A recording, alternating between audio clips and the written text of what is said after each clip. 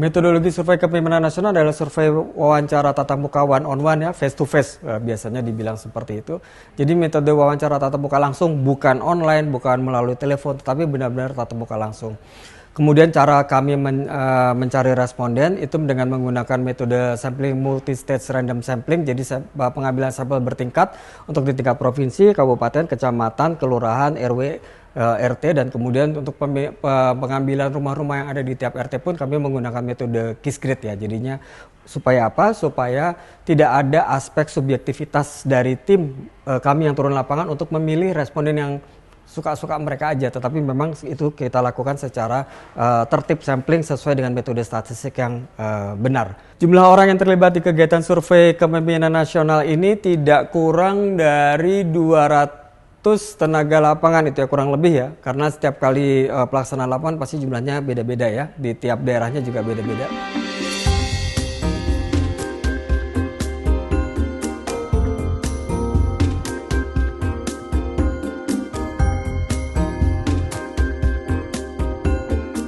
Baik, ini yang paling sering ditanyakan, dari mana sumber pendanaan survei yang dilakukan oleh Litbang Kompas.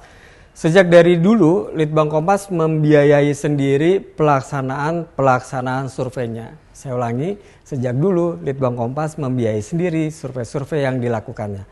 Namun tidak dapat dipungkiri bahwa menjelang semakin ke sini itu ada juga dari kementerian dan lembaga yang ingin ikut menitipkan pertanyaannya di survei nasional Kompas yang kita lakukan ya, di mana survei kepemimpinan nasional ada di dalamnya. Maka ya kita tidak dapat dipungkiri juga bahwa kenapa tidak, bahwa ini mereka menumpangkan pertanyaannya. Tetapi harus dengan catatan bahwa yang kami terima adalah yang tidak terkait dengan salah satu kekuatan partai politik manapun dan salah satu kekuatan atau salah satu kandidat calon pemimpin nasional manapun. Kenapa? Karena Kompas mempunyai koridor independensi yang sangat kami jaga betul, karena sekali saja kami menerima pembiayaan dari salah satu kekuatan politik tertentu, maka itu tentu saja akan menggoyangkan kepercayaan orang terhadap Litbang Kompas. Jadi independensi itulah yang terus harus kami jaga. Jadi kalau dari kementerian atau dari lembaga ingin menitipkan pertanyaannya terkait dengan evaluasi masyarakat terhadap kinerja kementerian atau lembaga itu, nah itu yang bisa kita kerjasamakan di dalam penelitian kami. Jadi mereka menitipkan pertanyaan sejumlah tertentu untuk kami tanyakan juga ke responden kami.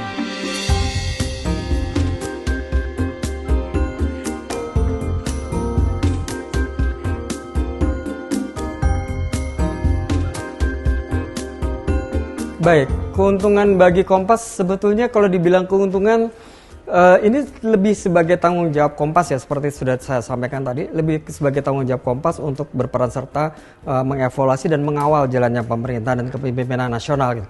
Nah, tentu saja ini akan secara langsung atau tidak langsung akan memperkuat pemberitaan kami ya dari Kompas.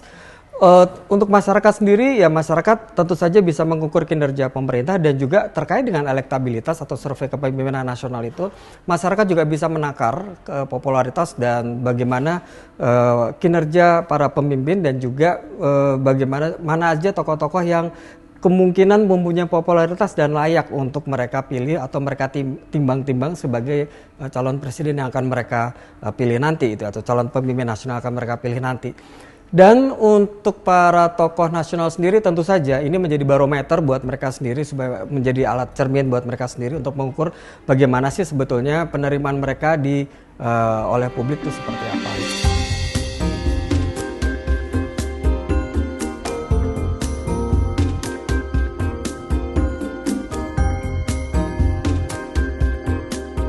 Bagaimana cara yang bijak dan skeptis membaca hasil survei? Ini pertanyaan yang menarik. Yang pertama adalah kita harus menyimak dan memperhatikan track record dari lembaga penyelenggara survei itu ya.